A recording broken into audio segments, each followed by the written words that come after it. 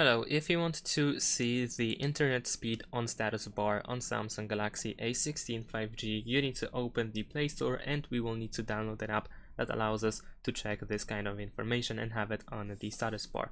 So let's go to search and we can enter, for instance, internet speed meter.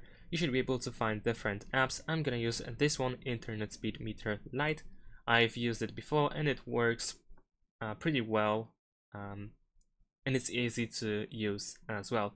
So once you install it, of course we want to open it, so let's wait for the app to be installed, and there we go. Now let's open it.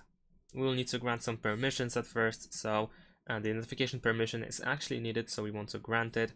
Let's allow, and there we go. Now in the top left corner of the status bar we should see our internet speed all the time. And also it should be visible in the notification tray. This is why it is being displayed over here, because it uses the notification tray. You can also, in the notification tray, you can see the mobile speed as well as the Wi-Fi speed, and or actually how much data you had used today. So that's pretty much it. Thanks for watching. Leave a like and subscribe to my channel, and see you in my next videos. Bye.